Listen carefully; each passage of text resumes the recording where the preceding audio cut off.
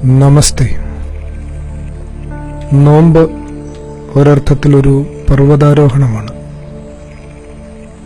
40 രാവും 40 പകലുമുള്ള സീനായ് വാസം ഓർക്കുക.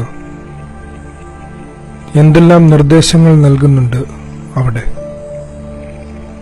യഹോവ പിന്നെയും മോശയോട് കൽപ്പിച്ചത്, നീ ജനത്തിന്റെ അടുക്കൽ ചെന്ന് ഇന്നും നാളെയും അവരെ ശുദ്ധീകരിക്കുക. അവർ വസ്ത്രമലക്കി 3-ാം ദിവസത്തേക്ക് ഒരുങ്ങിയിരിക്കട്ടെ.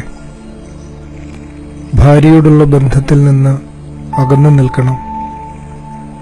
ഒരു മൃഗവും മലയുടെ സമീപമുണ്ടാവരുത്. ഇങ്ങനെ നിരവധി നിർദ്ദേശങ്ങളാണുള്ളത്. വസ്ത്രം ജീവിത ധാർമ്മികതയുടെ പ്രതീകമാണ്. ദൈവസന്നിധിയിലേക്ക് അടുക്കുന്നവരുടെ പെരുമാറ്റങ്ങളിൽ കളങ്കമുണ്ടാവാൻ പാടില്ല. ഇന്ദ്രിയങ്ങളാൽ നയിക്കപ്പെടുന്ന മൃഗങ്ങളുടെ സ്വഭാവം വെടിയണം. ബ്രഹ്മചര്യം പാലിക്കണം എന്നിങ്ങനെയൊക്കെ വ്യാഖ്യാനങ്ങൾ പിതാക്കന്മാർ നൽകുന്നുണ്ട് ഇവയ്ക്ക്. കാരണം ദൈവം തന്നെ സ്നേഹിക്കുന്നവർക്ക് ഒരുക്കിയിട്ടുള്ളത് കണ്ണ് കണ്ടിട്ടില്ല, ചെവി കേട്ടിട്ടില്ല, ഒരു മനുഷ്യന്റെയും ഹൃദയത്തിൽ തോന്നിയിട്ടുമില്ലല്ലോ. ഇന്ദ്രിയപരമായ എല്ലാ അറിവുകളെയും കഴുകിക്കളഞ്ഞിട്ടാണ് അതീന്ദ്രിയ അനുഭവത്തിലേക്ക് പ്രവേശിക്കേണ്ടത്. ഇന്ദ്രിയങ്ങൾ മനസ്സിൽ രൂപപ്പെടുത്തിയ എല്ലാ സങ്കല്പങ്ങളിൽ നിന്നും അനാബദ്ധരാവണം. ആഴങ്ങളെ അറിയുന്ന ആത്മാവിനൊപ്പം പ്രയാണം തുടരണം. തപസ്സിൽ പുരോഗമിക്കുന്ന മോശയ്ക്ക് ദൈവലിഖിതമായ പെരുമാറ്റച്ചട്ടങ്ങളുടെ ഫലകങ്ങൾ കൈവശമാകുന്നു.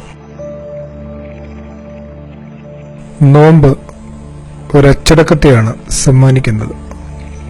തേജസ്സിലേക്ക് നമ്മെ കൈപിടിച്ച് കയറ്റുന്ന ഒരു പെരുമാറ്റച്ചട്ടമാണ് മോശയ്ക്ക് സീനായ് മല സമ്മാനിക്കുന്നത്. ഇത് അയാളുടെ കണ്ണുകളെ വെളിച്ചം കൊണ്ട് നിറച്ചെടുത്തു.